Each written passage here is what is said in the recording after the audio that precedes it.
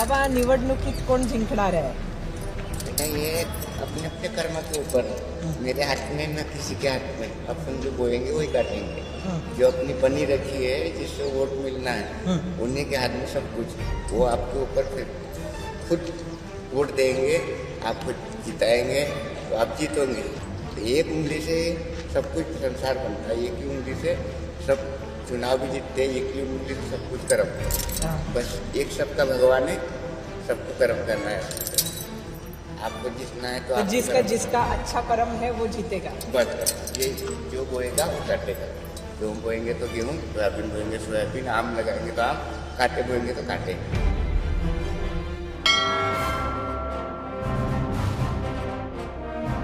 Ground zero वरून zero आवरचा आजचा हा दुसरा भाग आणि या दुसऱ्या भागाची सुरुवात आपण करतो आहोत कामठी इथल्या ड्रॅगन पॅलेस टेम्पल कडून। रामटेक लोकसभा मतदार क्षेत्रात हा भाग येतो आणि रामटेकची ही संपूर्ण लढतच अत्यंत इंटरेस्टिंग अशी आहे।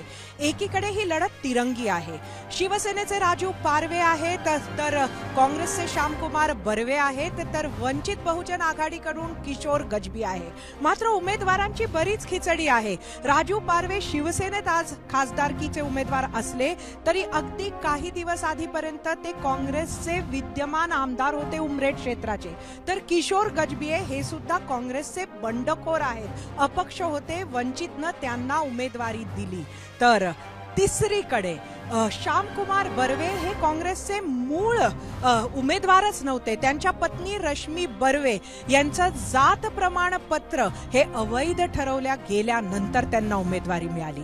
अजून एक महत्वाचा भाग, अत्यंत पसरलेला असा हा मतदार संघ आणि ह्यात ही मंडळी जरी निवडणुकीच्या रिंगणात असली तरी इथे प्रतिष्ठापणाला लागली आहे ती अनिल देशमुख, सुनील केदार आणि आशिष देशमुख, त्याचबरोबर भाजपाचे प्रदेश अध्यक्ष चंद्रशेखर बावनकुळे, या सर्वांचं हे क्षेत्र आहे। आणि त्यात अजून महत्वाचं म्हणजे रामटेक लोकसभा मतदार संघ हा सुद्धा देवेंद्र फडणवीस यांच्या नागपूर जिल्ह्यातच येतो आणि त्यामुळेच याचं अनन्यसाधारण महत्व आहे।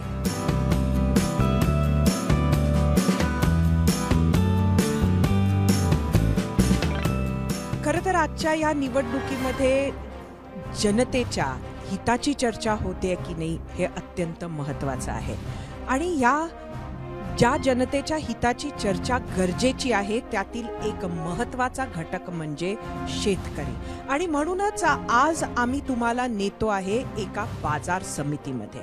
खरं तर आज दुर्दैवानं रविवार आहे ज्यामुळे खूपशे शेतकरी नाहीये, पण ग्राउंड झिरो वरून झिरो आवर करणार आहोत असं कळल्यानंतर आज रविवार असूनही कळमेश्वर बाजार समितीमध्ये काही शेतकरी आपल्याला भेटायला उपस्थित झाले आहे।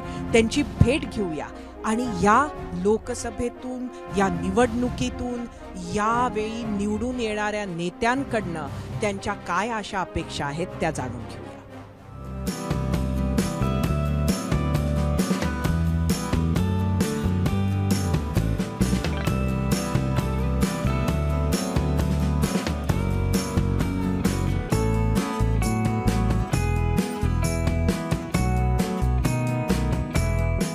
आज नक्की शेतकऱ्यांचे काय मुद्दे आहेत, काय आशा अपेक्षा आहेत ते आपण या बाजार समितीत जाणून घेणार आहोत।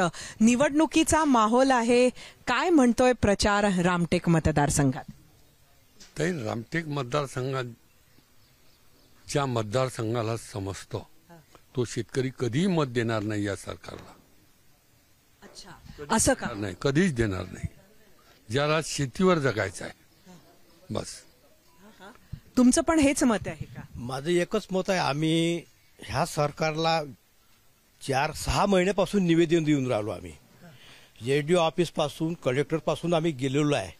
2020 आणि 2021चे आमचे 80 कोटी रुपये अजूनही दिलेले नाहीये आणि 4 महिन्यापासून आमच्या इथं गारपीट हाही पैसा आला नाही। मागच्या दुष्काळाचा पैसा आमचा काटोल नारखेड तालुक्यामध्ये मग कुणाला ह्या सरकारला नाही? म्हणजे आम्ही ह्या सरकारवर नाराज आहे शेतकरी वर्ग। हा भाग पूर्ण संत्र्याचा आहे आणि मोठ्या प्रमाणात बांगलादेश संत्र्याचा ग्राहक होता. यावर्षी तिकडे पण संत्रा गेला नाही. फार मोठं संत्र्याचं नुकसान झालं शेतकऱ्यांचं. पण मग तुम्हाला वाटतं का की सरकार बदलानं हे मुद्दे तुमचे सुटतील? हो, जे सरकार शेतकऱ्याचे धोरणं राबवतील त्यासोबत शेतकरी राहतील. पण मग कोण राबवणार शेतकऱ्यांचे मुद्दे? जे सरकार येईल नवीन शेतकऱ्यांच्या हिताचं तेच दाखवून ना. आम्हाला आमच्या हिताचं सरकार आणू आम्ही, तेव्हा आमचे मुद्दे त्यांच्याकडून सॉल्व्ह करून घेऊ. आत्ता जे प्रस्तावित सरकार आहे याला शेतकऱ्याच्या समस्याच माहीत नाही. पण मग म्हणजे तुम्ही ज्या पक्षाचं सरकार, महाआघाडीचं सरकार आणू बघत आहात त्यांच्याच काँग्रेस पक्षातून उमेदवार तुमच्या रामटेक मतदारसंघात आत्ताच्या सरकारनं दिला आहे. आम्ही पक्षाला वगैरे पाहतात यावेळेस, आम्ही माणसं पाहतो. आमचे धोरणं जो अडॉप्ट करेल त्याला आम्ही मत देऊ. उमेदवार अनेक आहेत, तुमचं हित कुठल्या उमेदवाराला समजतंय? सध्या आम्ही कोणत्याच उमेदवारावर विश्वास ठेवायला तयार नाही, कारण की सगळे विकाऊ आहेत. कोणत्याही आता मजबुरीनं आम्ही मतदान करणार आहोत. पण मजबुरीनं मग मतदान नक्की तुम्हाला कुठल्या पक्षाला किंवा कोणाचं? कोणालाही मतदान करू, पण भाजपला नाही. कोणाला मतदान करायचं नाही हे आम्ही ठरवलं, कोणाला करायचं हे ठरवायचं आहे. 12 ऑगस्ट 2012 पासून आमच्या पंपाच्या हॉर्सपॉवर माननीय अजित पवार ज्यावेळेस ऊर्जा मंत्री त्यांनी वाढवून टाकले. ज्याचा पंप 3 हॉर्सपॉवरचा आहे त्याच्यावर बिल 5 HP येते. 5 HPच्या पंपावर वाल्यावर बिल 7.5 HPचे येते. 7.5 HPचा पंप ज्याच्यावर आहे त्याला 10 HPचे बिल येते. आणि 10 HPचा पंप ज्याच्यावर आहे त्याला 12.5 HPचे बिल येते. महाराष्ट्रात कुठेही जा 12.5 HPचा पंपच नाही आहे. मग बिल तो का म्हणून भरेल? हे काही फक्त तुमच्या मतदारसंघापुरतीचं नाही, संपूर्ण महाराष्ट्रात आहे. पण तुम्हाला असं वाटतं की जी सरकार बदलली तर हे बदलेल? हां, पण हे अजित पवारांनी मागच्या सरकारमध्ये ते सुद्धा बदलवलं नाही. बावनकुळेला आम्ही 4-5 मी एक डायरेक्टर होतो नागपूर जिल्ह्याचा विद्युत विभागाचा. त्यावेळेस मी खूप प्रयत्न केले पण बदलवण्यात आलं नाही. आम्ही वापरत नाही अशा काळात आम्हाला बिल द्यावं लागते, कारण की पंप आमचा 4 महिने. मग आता ह्यातनं काय होणार? म्हणजे ह्याचा असंच मरत राहणार. आम्ही पंपाचे बिल भरत नाही, ते लोक मागत राहणार. रामटेक मतदार संघात बऱ्याच गोष्टी घडल्यात. म्हणजे उमेदवार इकडनं लास्ट मिनिट आयात केला, त्याच्यानंतर खरी निवडणूक सुनील केदार लढतात आहेत काँग्रेसकडनं तसं म्हटलं तर, फक्त एक उमेदवार समोर आहे, फॉर्म बाद झाला, वंचित आघाडीनं पाठिंबा दिला. या सगळ्या परिस्थितीत शेतकऱ्याबद्दल कोणी बोलतं तरी आहे का? नाही, शेतकऱ्याबद्दल खरं सांगायचं म्हणजे मागच्या जवळपास आता 2 रेजिम झाले आहे गव्हर्नमेंटच्या. पण कसं आहे की शेतकरी हा पाहत नाही की पक्ष कोण आहे, व्यक्ती कोण आहे. तुम्ही ज्यावेळेस आम्हाला मागच्या जवळपास 4-5 वर्षापासून शेतमालाचे भाव असो, संत्र्याचे असो, संत्र्याचा विषय मी याच्यासाठी घेतो की हा भाग संत्रा मोसंबीचा मोठ्या प्रमाणात आहे. आणि बांगलादेशने आयात शुल्क 2019ला जे 20 रुपये किलो होतं ते वाढत वाढत आता 90 रुपये पर किलो आयात शुल्क झालं. जिथे आपले 300 ट्रक जायचे ताई आपले पर डे आपले संत्र्याचे, तिथे आता फक्त 4 ट्रक जात आहे. म्हणजे आम्हाला कोणत्या व्यक्ती किंवा कोणत्याही पक्षाविषयी द्वेष नाही आहे किंवा आमचा काही तो विषय नाही. आम्ही शेतकरी आहे, पण आम्हाला जे शेतीविषयक जे धोरणं आहे, जेव्हा आमचं निर्यात एक तर कमी होतं आणि ते निर्यात कमी असताना बांगलादेश छोटा जरी देश असेल पण मोठ्या प्रमाणात संत्रा घेत होता. आमचे जे भाव आहे हे स्टेबल राहत होते 25 ते 30 रुपये किलो. आज ते भाव मागच्या 4 वर्षात कोसळले आहे. संत्रा मोसंबी शेतकरी पूर्ण म्हणजे लयास गेलाय, कोलॅप झालाय, कर्जबाजारी झालाय. आणि आम्ही तुम्हाला मदत नाही मिळाली का? हा, आम्ही निवेदन दिलं असं नाही. आम्ही पियुष गोयल पर्यंत गेलो आणि आम्हाला फक्त एकाच व्यक्तीनं मदत केलं, ते जे नितीनजी गडकरी साहेबांनी आम्हाला खरोखर खूप चांगली मदत केली.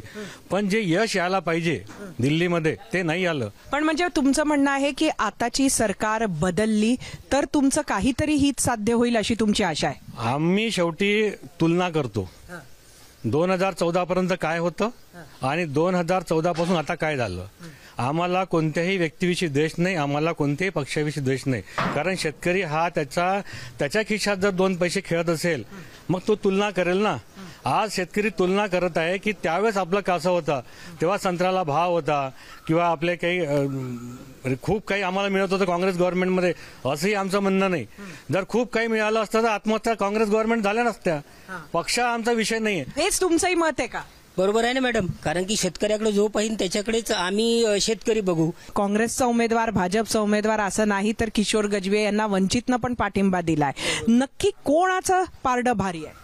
नाही, आता नक्की कोणाचं पारडं भारी म्हणजे ज्याचा उमेदवार चांगला आणि जो कोणाचा चांगला आहे? 3 दिवसावर आली निवडणूक. 3 दिवसावर आली आहे, पण तरी सेम म्हणजे अशी टक्करच आहे. आणि शेवटी ठरवलं आहे कास्तकारांनी की आम्ही शेवटी मिटिंग घेणार आहे गावागाव. म्हणजे आम्ही आमचे शेतकरी पॅनल तयार झालेले आहे गावागावामध्ये. प्रत्येक ठिकाणी प्रत्येक गावात 25 शेतकरी उभे झालेले आहे. शेवटी आम्ही हे सगळं पंच कमिटी निर्णय घेऊन सगळे कास्तकार निवडून शेवटी आम्ही कोणता उमेदवार निवडून द्यायचा आणि कोणतंही सरकार आपल्याला सरकार सहकार्य करेल त्या उमेदवाराला निवडून देऊ आम्ही. आता उमेदवार उभे आहेत यांच्याकडून आमच्या काही अपेक्षा नाही आहे, पण आम्ही सूड बुद्धी म्हणून भाजपला नाकारतो. राबराब कष्ट करते शेतकरी आणि या मालाची दुर्दशा होते. हे व्यापारी लातानं माल फेकते, आम्ही मंडीत जा तर लातानं माल फेकते आणि आपण एक एक दाना शेतामधून वेचतो. आज कापूसाची दशा काय 1800 रुपयाचा पोता आहे आणि कापूस 75 वरला 72 वर आलाय. तुरी पहा, सोयाबीन पहा, गारपीट झालाय, नुकसान झालाय. नुकसान भरपाई वेळेत मिळाली का? का मिळाली? लोक घुमून राहिले मॅडम. अजून मिळाली नाही. पीक विमा सुद्धा अजून मिळाला नाही. गारपीटवर सांगतो ताई तुम्हाला की लगतच्या अमरावती जिल्ह्याला बऱ्यापैकी मदत मिळते, पण नागपूर जिल्हा उपमुख्यमंत्र्याचा जिल्हा असून सुद्धा या पालकमंत्रीचं लक्ष नसल्यामुळे पीक विमा नाही मिळाला. मध्यवर्ती बँकेचं प्रकरण निकालात नाही लागलं, कर्जमाफीचं प्रकरण नाही निकाल लागलं आणि आम्ही याचं निवेदन जे दिलं शेतकऱ्यांना फडणवीस साहेबाला तसं पाय देऊ तुला आमच्या समोर. आम्हाला तो असं वाटत अपमान केला आमचा. अपमान झाला. मदत होऊन नाही सरकारची. सरकारने मदत केली नाही शेतकऱ्याला. म्हणजे दोन्ही पिकं जे आहे तुषारीची आणि हे पीक हे दोन्ही पिकं उत्पादन कमी झालं आणि मार्केटला भाव नाही आहे. कापसाचा तुरीचा भाव हा स्थिर नाही आहे.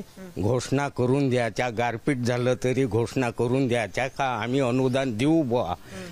आम्हाला त्या अनुदानाची काही आवश्यकता नाही. लाखाचं नुकसान होते आणि 5,000ची देणगी हाती लावते, त्याला काही महत्त्व नाही. आमचं मत हे आहे का कापसाचे तुरीचे भाव हे स्थिर असायला पाहिजे. रामटेक लोकसभा मतदारसंघ यशाची शिडी कोणाला चढवेल? शेतकऱ्यांचं जर बघितलं तर प्रचंड रोष आपल्याला दिसला आणि या शेतकऱ्यांना बदल हवाय एवढं मात्र स्पष्ट आहे.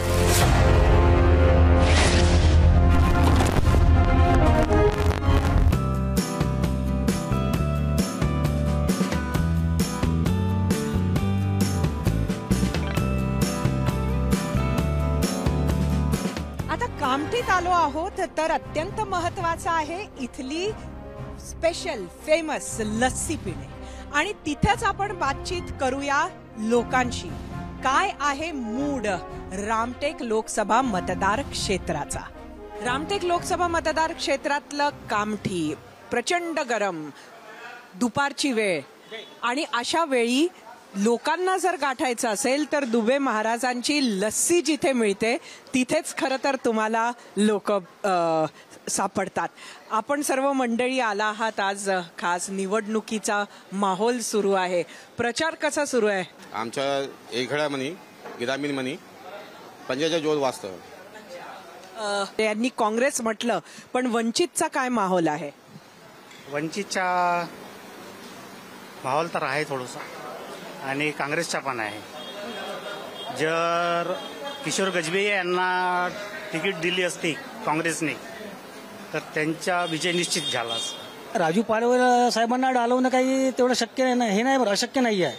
हां, त्यांचं बी आहे. तुमच्या या क्षेत्रामध्ये स्वतः प्रदेशाध्यक्ष भाजपाचे चंद्रशेखर बावनकुळे राहतात, तरीही तुम्हाला असं वाटतं की तुमची जी मुद्दे आहेत ते पूर्ण झालेले नाहीत?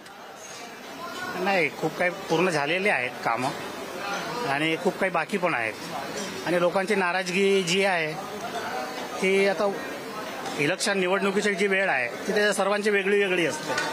वरून फार असं वाटतं की देखावा खूप दिसत आहे, बरोबर आहे, परंतु जे प्राथमिक जे मुद्दे आहेत शेतकऱ्यांचे, बरोबर आहे, गरीब शिक्षणाचे, आज इतकं एज्युकेटेड खूप एज्युकेटेड आहेत ना, किती मुलं एज्युकेटेड आहेत, परंतु नोकऱ्याचा तेवढं काही हे नाही झालं. गरिबांना शिक्षणाला किती त्रास होऊन राहिला. आता जर पंजाचा उमेदवार निवडून दिला तर ही परिस्थिती बदलेल असं लोकांना वाटतंय का? तुम्हाला वाटतं? नाही, परिस्थिती बदलन हे सरकारवर आहे. पण पहिले कसं आहे की आता गोर गरीब माणसं आहात, शिक्षण महाग झालं, पेट्रोल डिझेल महाग आहे, सिलेंडर महाग आहे, ठीक आहे. ते याच्या सगळं मध्य नजर नकळून सरकारनं काय केलं पाहिजे. आणि खास कामठी शहरामध्ये कोणती फॅक्टरी नाही आहे, कोणतं उद्योग नाही आहे. हे बहुत जेवढीचं महत्वाचं काम आहे. एक कामठी शहरामध्ये सगळ्याहून शिकले लोक आहेत आणि शिकून एवढे इथून बुट्टीबोरी जातात काम करायला.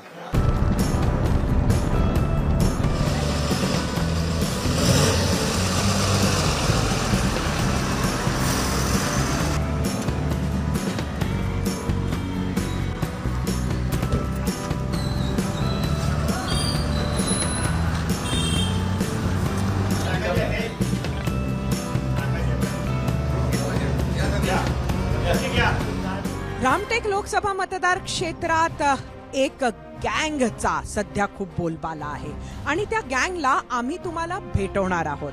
खरं तर गँग यांना अनेक विरोधक म्हणतात. ही आपण राजकारणामध्ये परिवारवादाबद्दल ऐकत आलेलो आहोत आणि परिवारवादामुळे अनेक चांगल्या कार्यकर्त्यांचं नुकसान होताना आपण बघितलं आहे. आजोबा, मुलगा, नातू एकानंतर एक मैदानात निवडणुकीच्या उतरत असतात. पण ज्यांच्या जोरावर ही मंडळी निवडून येत असते, प्रत्येकच पक्षात आपण बघतो तिकीट देण्याची वेळ आली की परिवार समोर येतो, कार्यकर्त्यांना काहीच मिळत नाही. रामटेक लोकसभा मतदार क्षेत्रात अशा सगळ्या पक्षांच्या कार्यकर्त्यांनी मिळून सुरू केलेली आहे सतरंजी संघटना. कारण यांना वर्षानुवर्ष निवडणुकीनंतर निवडणूक होऊन जाते, मात्र यांना तिकीट मिळत नाही. काम उरतं ते फक्त सतरंजी उचलण्याचं.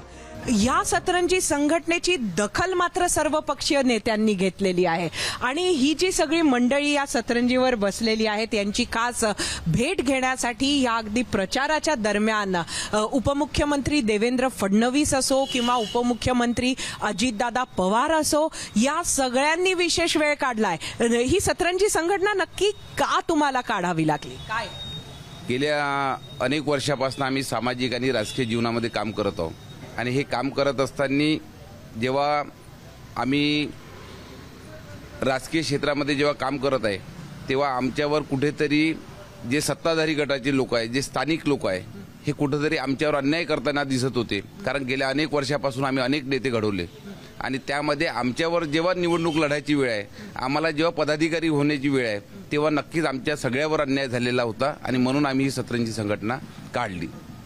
खरं तर या सतरंजी संघटनेमध्ये कोण कोण आहेत? या सतरंजी संघटनेमध्ये आम्ही टोटल 13 लोक आहोत. याच्यात नगर परिषदेचे माजी उपाध्यक्ष, पंचायत समितीचे माजी सभापती, आता असलेले सदस्य लोक आणि असे विविध पदाधिकारी, असे 13 पदाधिकारी आहे. म्हणजे आम्ही पूर्ण काटोल मतदारसंघातील जेवढे जिल्हा परिषद सर्कल आहे, पंचायत समिती सर्कल आहे आणि नगर परिषद आहे, त्यामधले सगळे महत्वाचे माणसं याच्यामध्ये आहे. आणि याच्यानंतर आणि कुठल्या पक्षाचे आहेत? कुठल्या? आणि सगळ्याच पक्षाचे लोक आहे. काँग्रेसचे आहे, राष्ट्रवादी काँग्रेस, अजितदादा गटाचे आहे, पवार साहेबाच्या गटाचे आहे, शिवसेनेचे सुद्धा आहे, शिवसेनेच्या दोन्ही गटाचे लोक आहे, भारतीय जनता पक्षाचे सुद्धा लोक आहे. आणि आम्ही सगळे येऊन एकत्र झालो आणि खऱ्या अर्थानं विकासाची सुद्धा आम्हाला त्यामुळे संधी मिळाली. एवढी नेते मंडळी आहेत, उपाध्यक्ष सगळी माझी मंडळी राहिली, त्यामुळे आता याचा फायदा झाला म्हणायचा की याचा फटका बसला? नाही, फायदा बी झाला ना, नुकसान पण झालं. नुकसान असं झालं का आमचे जे शिवसेनेचे जिल्हा प्रमुख आहे राजू हरणे यांना पदावरून काढून टाकण्यात आलं. दुसरं कुठल्या शिवसेनेचे? उबाठाचे. त्यांना त्यांची बाबा तुम्ही पक्षविरोधी कारवाया करून राहिले, मिस फिडिंग त्यांना यांच्या लोकांना केलं. त्यांना रातोरात पक्षातून काढून टाकलं, जिल्हा शिवसेना प्रमुख पदावरून. मग तसंच मी भारतीय जनता पक्षाचा किसान मोर्चाचा अध्यक्ष होतो. मला सन्माननीय बावनकुळे साहेबांनी जिल्हा नियोजन समितीवर सदस्य म्हणून घेतलं होतं. मग त्याचाही फटका मला बसला की त्यांनी मला जिल्हा नियोजन समिती वरून काढून टाकलं. तर काही नुकसान झालं, पण फायदा एक झाला की आमची एक सार्वत्रिक एक ताकद आहे. कुण्या नेत्याच्या विरोधात आम्ही एकटं लढतो म्हणलं तर आम्ही कुठं नाही कुठं आमची ताकद कमी पडत होती. आज आमचे सर्व जे 8 जिल्हा परिषद क्षेत्र आहे ना, 3 नगर परिषद आहे, ते सगळेजण आपापल्या ठिकाणी आपापलं वजन ठेवून आहे. आम्ही सामूहिक ताकदीनं लढलो तर निश्चित निश्चितच आमचा जे यम आहे की आपल्यातलाच कुणीतरी एक विधानसभेमध्ये आपली आवाज सामान्याची आवाज पोहोचण्याकरता पोहोचला पाहिजे. बिलकुल. ह्यामध्ये सगळ्या पक्षाचे एकत्र आल्यानंतर आपापल्या पक्षासाठी आता काम करणं सोडून दिलंय का, की आम्हाला सतरंजीच मिळते म्हणून काम करायचं नाही? नाही, संघटना झाल्यामुळं काय झालं, सर्व पक्षीय एका ठिकाणी आल्यामुळं आमची ताकद तयार झाली. सर्व नेत्यांना दखल घेतल्यामुळं काय झालं, माननीय अजितदादांनी सुद्धा आम्हाला वेळ दिला, माननीय देवेंद्र फडणवीस उपमुख्यमंत्री यांनी सुद्धा वेळ दिला, माननीय बावनकुळे साहेब तर सतत पाठीशी आहे. पण ह्या सगळ्या संघटनेमुळे सर्व पक्षाच्या आतापर्यंत सर्व पदाधिकारी 30 वर्षापासून आपापल्या पक्षात केलेले काम असल्यामुळं यांनी विकास कामासाठी आम्हाला निधी देण्याचा सर्वात पहिले सतरंजी संघटनेला प्राधान्य दिलं. आणि त्यामुळे काय झालं, 25 वर्षापासूनचे जे कामं प्रलंबित होते, देवेंद्र फडणवीस साहेबांनी चिखली एक प्रकल्प 25 वर्षापासून प्रलंबित होता, 5 गावं अफेक्टेड होते, त्या 5 गावासाठी एक मीटिंग लावून मुंबई मंत्रालयात त्वरित मंजूर केली. तुम्ही इथे स्वतःच्या पक्षाचा प्रचार करताय का? आम्ही स्वतःच्या पक्षाचा प्रचार करतोय. इथे फक्त आता रामटेक लोकसभामध्ये आम्ही हा विषयच नाही आहे. आता सगळे आपल्या आपल्या पक्षाचं काम करतो. काँग्रेसचे प्रकाश वसू विधानसभा प्रमुख आहे, ते काँग्रेसचा प्रचार करून राहिले. जिल्हा शिवसेना प्रमुख जे माजी आहे जे राजू हरणे, ते महाविकास आघाडीचा प्रचार करून राहिले. आम्ही महायुतीचा प्रचार करून राहिलो. हे राष्ट्रवादी काँग्रेस पक्षात आहे, हे अजितदादा गटात आहेत, हे महायुतीचा प्रचार करून राहिले. ते म्हणजे सगळं ज्या ज्या पक्षात जे लोक आहे लोकसभेला ते आपापल्या पक्षाचे काम करून राहिले. ही सतरंजी तुम्हाला किती दिवस उचलणार? तुम्हाला सुद्धा आमदारकी खासदारकीचं तिकीट मिळावं, ज्या कार्यकर्त्यांना मिळावं, ज्यांनी पक्षासाठी घाम गाळला, हीच तुमची मागणी मुख्य आहे या संघटनेत. तर तो उद्देश पूर्ण होताना तुम्हाला दिसतोय का? नक्कीच दिसतोय. आमच्या बरोबर सगळे हे सगळे संघटित जे आम्ही सगळे लोक झालेलो आहोत, याच्यामध्ये आमचा एक माणूस कुठेतरी आमचा विधानसभेत पाठवण्याचा आमचा उद्देश आहे, जेणेकरून आपल्या या काटोल विधानसभा क्षेत्रातील जे आपले प्रश्न सोडवायचे जे प्रलंबित प्रश्न आहेत, प्रचंड प्रमाणात आज 25 वर्षापासून विकास झालेला नाही, त्याच्यामध्ये आम्हाला ह्याच्यातला एक माणूस आम्ही कुठल्याही पक्षाचा असो, कुठल्याही पक्षाचं त्यांनी तिकीट द्यावी. आम्ही प्रचंड प्रमाणात आम्ही चांगल्याने निवडून. म्हणजे तुम्ही सगळेजण स्थानिक पातळीवर आपापली मोठी ताकद ठेवून आहात आणि तुम्ही लोक एक कोणीतरी विधानसभेच्या वेळेला निवडणार आणि त्या व्यक्तीच्या पाठीमागे काहीही युती आघाडी वेगळी असली तरी तुम्ही उभे राहणार. विधानसभेच्या वेळेस सगळ्या पक्षाचे जरी असले, पण 13 पैकी आमच्या सामान्यामध्ये कोणालाही एकाला तिकीट मिळाली तरी त्या ठिकाणी कोणताच युतीचा धर्म न पाळता आम्ही त्याच्या पाठीशी उभे राहणार. बिलकुल, नक्की. आम्ही सुद्धा सर्व आम्ही एकत्र धर्म पाळू, एकत्र युती आम्ही धर्म पाळू, म्हणजे पाठीमागे खंबीरपणे उभे राहू. आणि आम्ही एकत्र असल्या कारण आम्ही तुम्हाला नक्की सांगतो, आघाडीला सुद्धा आणि युतीला सुद्धा तिकीट देण्याच्या वेळेला आम्हाला विचारात घ्यावं लागेल. नक्कीच. आणि त्यामुळे एक अगदी आगळी वेगळी ही संघटना आहे, सध्या आहे, चर्चेत आहे. म्हणजे एकीकडे रामटेकमध्ये एवढा जोरानं प्रचार सुरू आहे सर्व पक्षांचा तिरंगी लढतीमध्ये, मात्र सतरंजी संघटना याचं एक आपलं वेगळं अस्तित्व या निवडणुकीत आहे.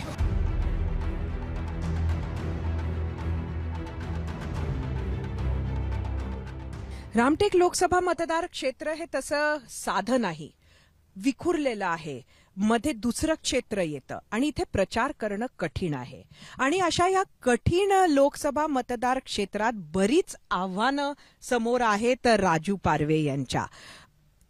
विद्यमान आमदार काँग्रेसचे होते आणि तिथून अगदी ऐन वेळी शिवसेनेत आले, शेवटच्या क्षणी उमेदवारी मिळाली, तीही विद्यमान खासदारांची उमेदवारी कापून त्यांना मिळाली आहे. त्यामुळे बरीच आव्हाने समोर आहे. काय म्हणता, कसा सुरू आहे तुमचा प्रचार राजूजी? प्रवास तर माझ्या रामटेक लोकसभा निर्वाचन क्षेत्रामध्ये जो माझा प्रवास सुरू झाला आहे तो सकाळपासून तर रात्रीपर्यंत हा प्रवास कंटिन्यू सुरू आहे. प्रत्येक विधानसभा क्षेत्रामध्ये जाऊन जनतेचे आशीर्वाद घेणं, जनतेसोबत चर्चा करणं.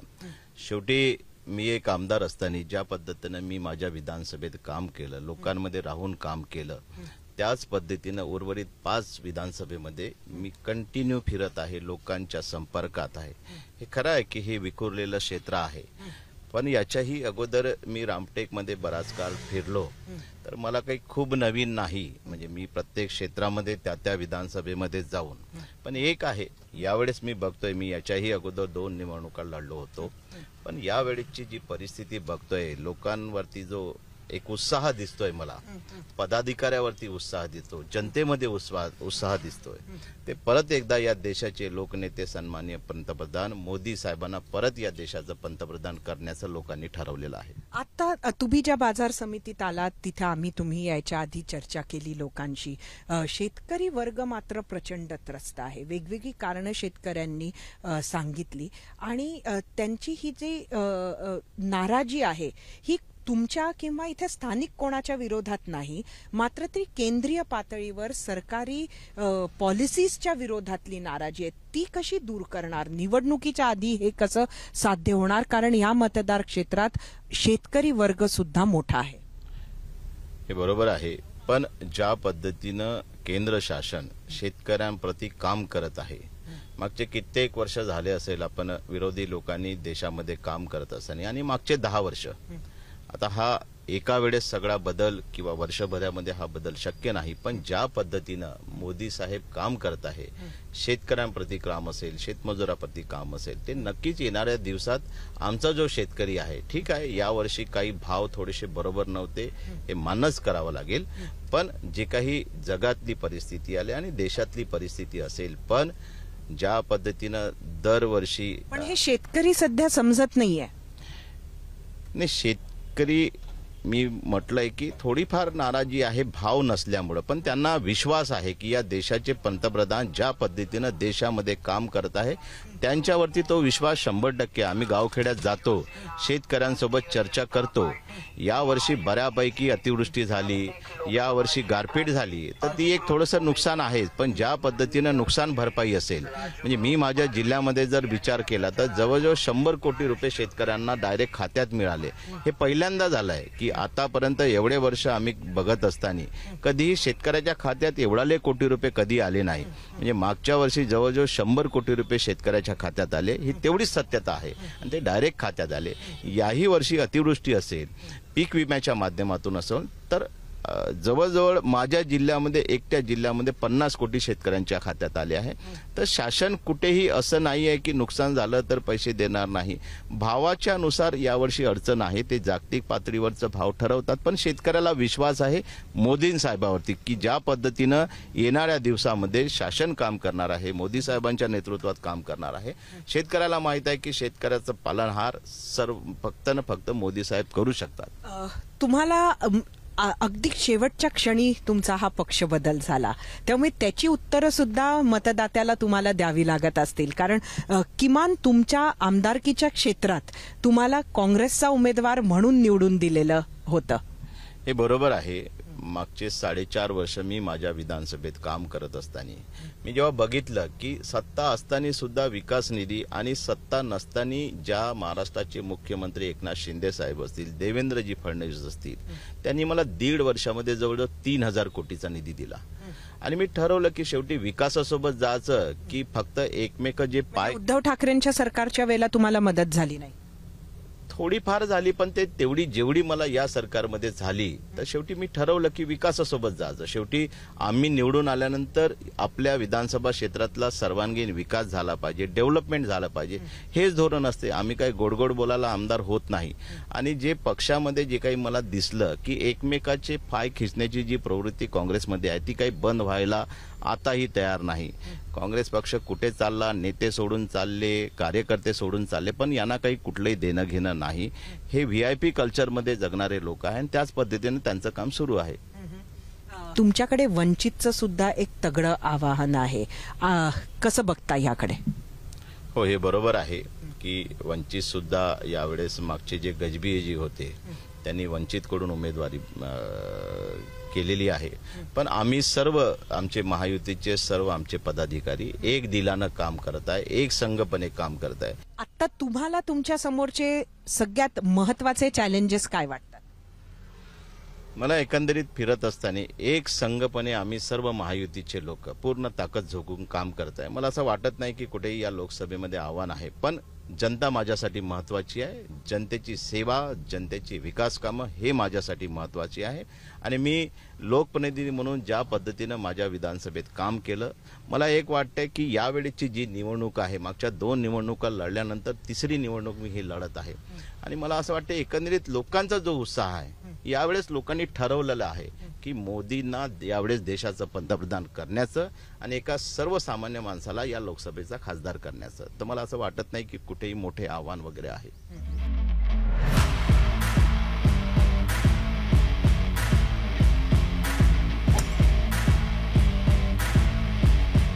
अरे वा.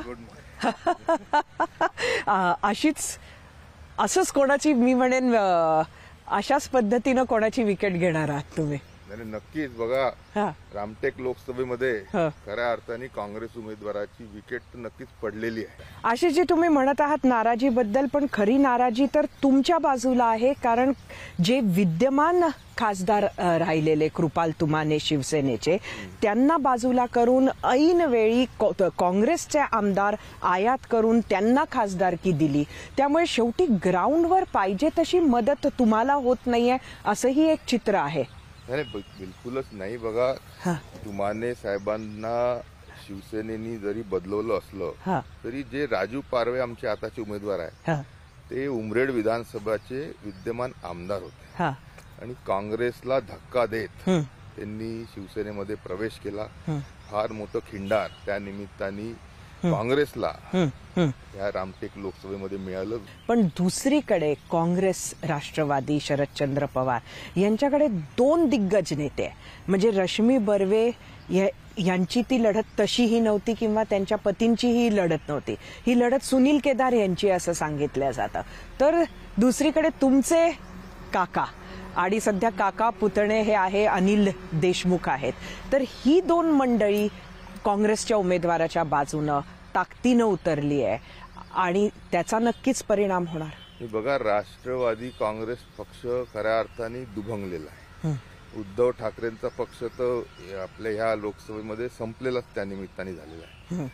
अनिल बाबूंची परिस्थिती आज अशी आहे की गावामध्ये लोक त्यांना शिरण्यास मनाई करत आहेत. विकासाच्या संदर्भामध्ये अतिशय अकार्यक्षम असं आमदारकी म्हणा किंवा मंत्रीपद असून देखील त्यांच्या काटोलच्या मतदारसंघामध्ये आमच्या एकही काम लोक त्यांच्या संदर्भामध्ये दाखवू शकत नाही. म्हणून आज तरी ते कुठंही फिरताना दिसत नाही आहेत. उमेदवारासोबत थातूरमाथूर कुठं आले असतील तर ठीक आहे, म्हणून त्यांच्या संदर्भामध्ये ह्या लोकसभेमध्ये काहीही फायदा काँग्रेसला नक्कीच होताना दिसत नाही.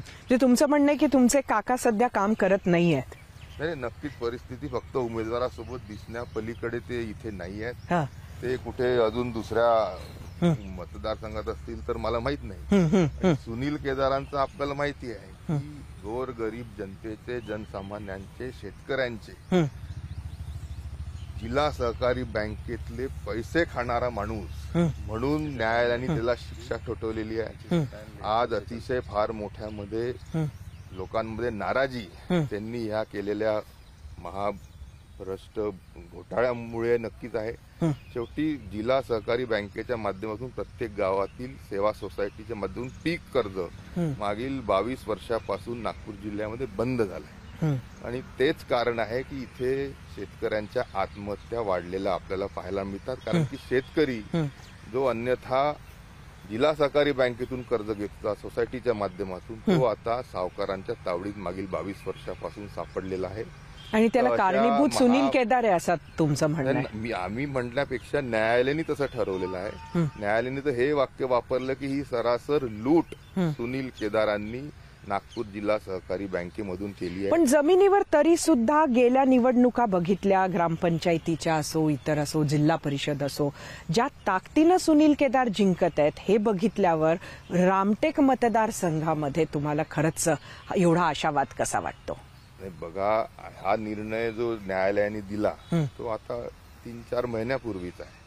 लोकांना आता 100% न्यायालयाच्या निर्णयानंतर शाश्वती झाली आहे का जिल्हा सहकारी बँकेच्या घोटाळ्याच्या मागचा सूत्रधार, कर्णधार, कर्ता धर्ता हा सुनील केदार त्याने. अशा भ्रष्टाचारी वृत्तीच्या नेत्यांनी एक जो उमेदवार आता दिलाय काँग्रेसचा तो देखील रेत माफिया आहे. रेती घाटाच्या चोरीमध्ये त्यांच्यावर कित्येक पोलीस स्टेशनवर गुन्हे दर्ज आहेत. 420 पासून मी नाही म्हणत, तुम्ही त्यांचं ऍफिडेव्हिट पहा. आणि असे गुन्हेगारी प्रवृत्तीचे लोक रामटेकची जनता कधीही स्वीकारणार नाही. आणि म्हणूनही संपूर्णतः जी लाट आहे ती राजू पारवेंच्या रूपाने शिवसेना, भारतीय जनता पार्टी, राष्ट्रवादी आणि रिपब्लिकन काँग्रेस पार्टीच्या कडेच दिसते.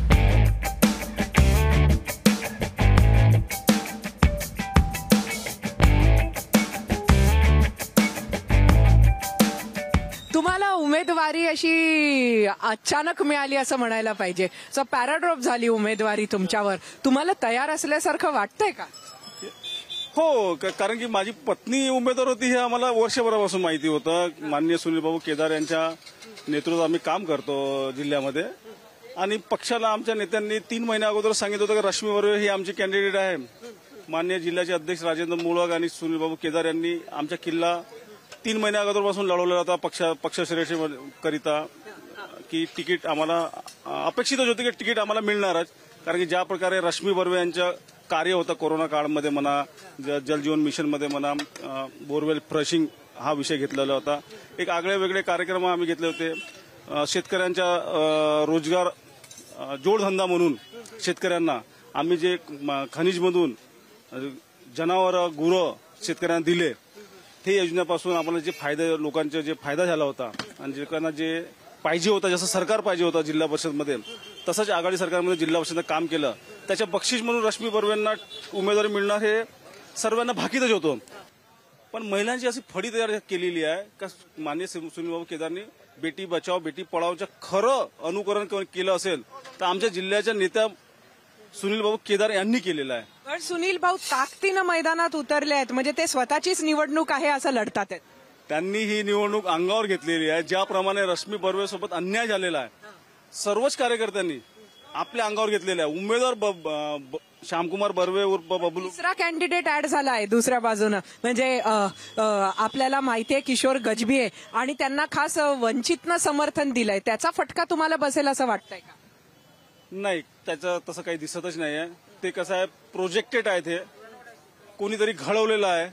ते आपल्याला नाव घेणं मला योग्य नाहीये. घेऊन टाका नाव.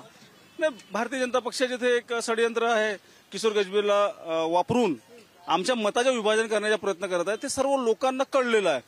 उद्धव बाळासाहेब ठाकरे गटाची वोटिंग ही मला ऍड झालेली आहे. याच्या अगोदर ऍड नाही होत होती आम्हाला. त्याचा खूप मोठा फरक आम्हाला तुम्हाला रिझल्टमध्ये दिसेल. लीड जेव्हा दिसेल आपल्याला, तर तो एक कारण राहील. नक्कीच. कितीची लीड राहील आता ते सांगता येत नाही, पण अंदाज आमच्यावाला असा आहे की 2 ते 2.5 लाखाची लीड नक्की आज लोक सांगत आहे. मी तर नाही सांगत, माझ्या काय येणार आहे. मी तर फक्त आता प्रचारात आहे. शेवटी 19 तारखेला जेव्हा वोटिंग होईल आणि काउंटिंगला 4 तारखेला माहितीच पडेल, अंदाज आहे की 2 लाखाची लीड राहील. ड्रॅगन पॅलेसच्या निर्मितीमध्ये ज्यांचा सर्वात मोठा हात आहे त्या सुलेखा कुंभारे आपल्या बरोबर आहेत, आणि या कामठी क्षेत्रामध्ये त्यांचा प्रचंड प्रभावही राहिलेला आहे. सुलेखाताई, नक्की काय सांगाल? रामटेक लोकसभा मतदार क्षेत्रात वंचितचा पाठिंबा आहे किशोर गजभियेंना. काँग्रेसमध्ये सुनील केदार यांनी ही स्वतःच्या प्रतिष्ठेची लढत केलेली आहे. अशामध्ये राजू पारवे किंवा महायुतीच्या उमेदवाराची खरंच ताकद इथं सिद्ध होऊ शकेल का? नाही, ऍक्च्युली असं आहे की इथे लढत मला दिसतच नाहीये राजू पारवे विरुद्ध, कारण तो डमी आहे ऍक्च्युली, असं मला म्हणायचंय. आणि दुसरीकडे खरं म्हटलं की प्रकाश आंबेडकर साहेबांच्या कडूनही अशी अपेक्षा होती जर त्यांनी किशोर गजबीला दिलं असतं तर. पण त्यांनी सुद्धा शंकर चहांदे जो भाजपामध्ये होता त्या उमेदवाराला आपल्या पक्षाची उमेदवारी दिली. त्याला एबी फॉर्म दिला वंचिताचा, आणि नंतर आता ते उभे आहेत. आता नंतर त्यांनी मागेही घेतलं, आणि आता शेवटी ते म्हणतात की किशोर गजबेला माझं समर्थन आहे. तर प्रकाश आंबेडकर सारख्या व्यक्तीकडून, ज्यांना बाबासाहेबांच्या आडनावाचं जोड आहे, आणि अशा व्यक्तींनी की आपला उमेदवार नेमका कसा असावा वंचिताचा, नाही समजलं का?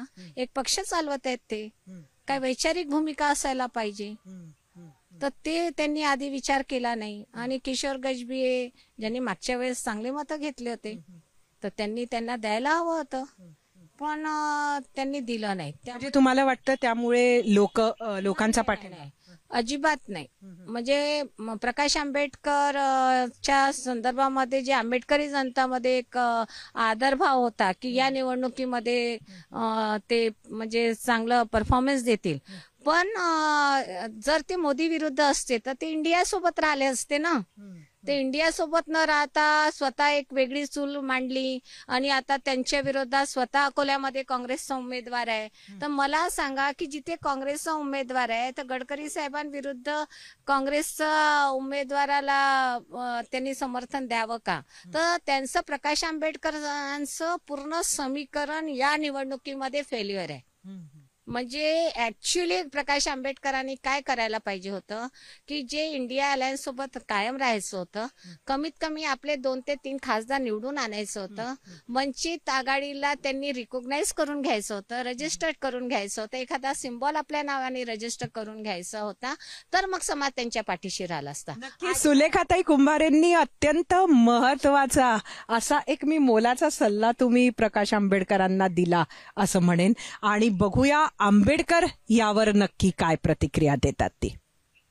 लोकशाहीचा सर्वात मोठा उत्सव लोकसभा निवडणूक 2024. ग्राउंड झिरो वरून पहिल्या टप्प्यातील राज्यात जिथं मतदान आहे त्या रामटेक लोकसभा मतदार क्षेत्रातून आज आम्ही तुम्हाला ग्राउंड झिरोची परिस्थिती आणलेली आहे. लोकांचे मत समोर आणले आहे. काय वाटतंय लोकांना, काय हवंय लोकांना, काय इच्छा आहेत लोकांना, कसं करणार आहेत ही मंडळी मतदान, कशावरून करणार आहेत ही मंडळी मतदान, आणि त्याचबरोबर निवडणुकीच्या मैदानात उभ्या असलेल्या उमेदवारांना काय वाटतंय, काय म्हणणं आहे त्यांचं, हे सगळं आम्ही तुमच्यासाठी आणलेलं आहे आज. आणि अशाच प्रकारे उद्या सुद्धा बघत रहा ग्राउंड झिरो वरून झिरो आवर.